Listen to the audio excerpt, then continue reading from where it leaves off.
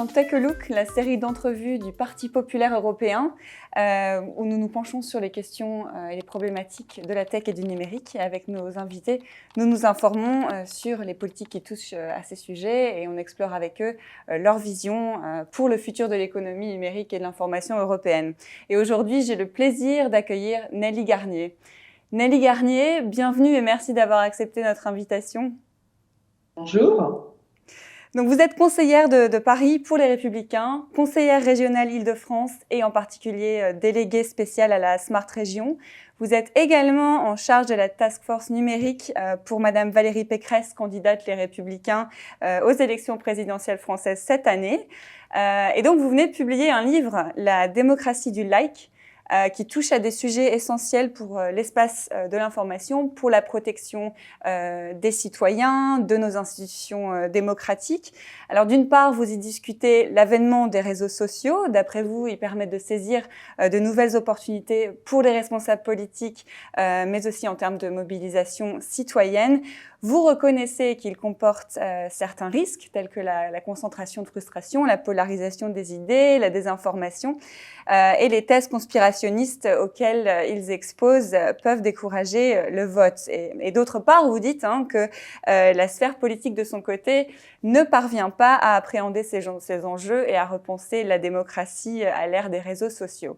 Alors ma première question, j'aimerais savoir en fait pourquoi vous avez décidé de faire ce livre et quel est votre constat principal et aussi peut-être est-ce que écrire ce livre a fait évoluer votre hypothèse de départ?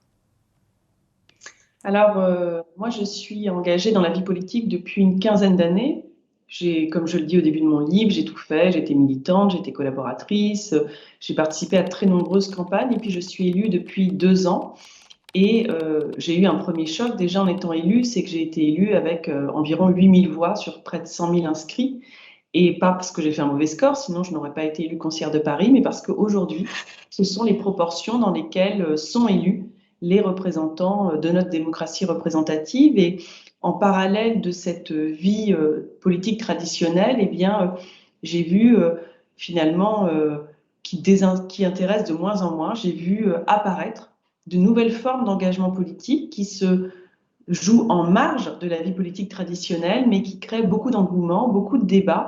Et donc, finalement, je me suis posé la question de ce schisme entre le vote et le like en me disant le vote intéresse de moins en moins, il mobilise de plus en plus les classes les plus âgées, les jeunes se fédèrent et choisissent de vivre leur vie politique à travers des mouvements qui ne débouchent pas forcément sur l'action politique telle que nous la connaissions. Et donc, j'ai voulu aller à la rencontre de ces nouveaux influenceurs de la vie politique, de ces nouveaux influenceurs tout court, pour comprendre, eh bien, finalement, quelle était cette démocratie du like qui est en train de naître. D'accord, merci beaucoup. Alors, vous semblez dépasser dans ce livre les idées reçues dans votre analyse. Les réseaux sociaux, après tout, ne seraient pas seulement un outil de communication sans impact sur la démocratie, mais ils ne seraient pas non plus la source de tous les problèmes. Et vous dites même que ces moyens de libre expression sont même un moyen d'éviter la violence.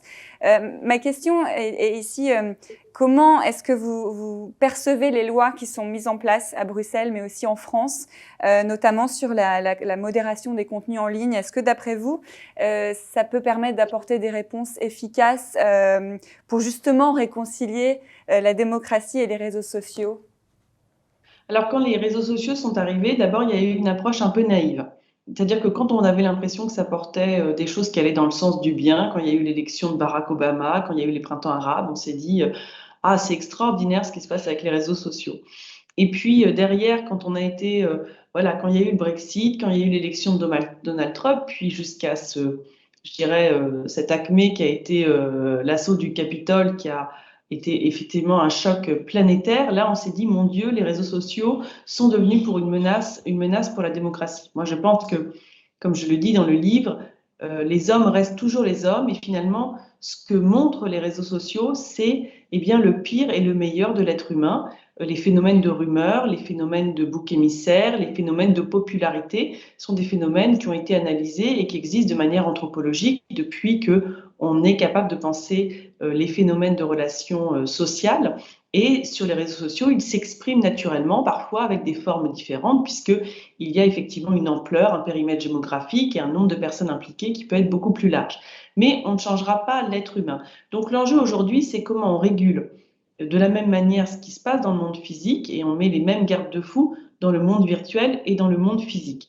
On voit bien que face à une technologie qui va très très vite, on est allé un peu en retard, on a eu du mal à fédérer tous les acteurs, tous les pays, les États membres, parce que pour peser face aux acteurs privés qui sont devenus le théâtre de ce nouveau débat public, eh bien, il fallait être en capacité de creuser. Il y a eu de grandes avancées législatives à travers le DSA et le DMA, qui étaient bien évidemment totalement nouvelles.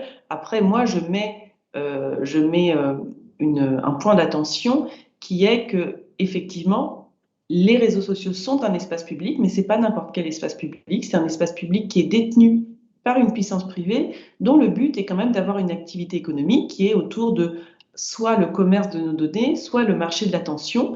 Et donc, leur but n'est pas de réguler le débat démocratique. Et donc, la grande erreur, ça serait de penser que il faut leur donner les clés du débat démocratique et leur demander de modérer eux-mêmes le contenu. Ça, c'est un point de vue que je trouve dangereux parce que à terme, ils risquent bien de modérer très largement pour ne pas avoir de problème. Et donc, on a une menace pour la liberté d'expression. C'est pourquoi on a eu un premier cadre qui était utile parce qu'on voyait bien qu'on avait des menaces concrètes, réelles, auxquelles il fallait répondre sur du contenu qui était illégal. On a bien vu avec la loi Avia sur l'incitation à la haine que dès qu'on partait sur des concepts plus flous que ce qui était du purement légal, on avait très vite un risque de limitation de la liberté d'expression.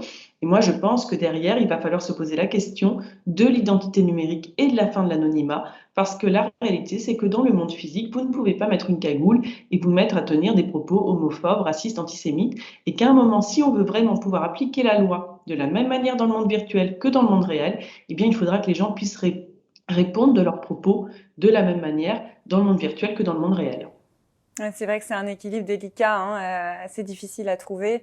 Et ces nouvelles régulations que vous avez citées, donc le DSA, le DMA, on n'a pas de traduction très efficace en français, mais peut-être que ça permettra d'apporter quelques solutions à ce problème. J'ai une dernière question pour vous, Nelly. Toujours plus informelle, ces dernières questions. J'aimerais savoir quel genre d'utilisatrice vous êtes en ligne, si vous avez une activité fétiche, si vous préférez par exemple les réseaux sociaux ou si vous êtes plutôt podcast ou streaming par exemple. Alors moi, j'adore les réseaux sociaux parce que j'adore la diversité des profils.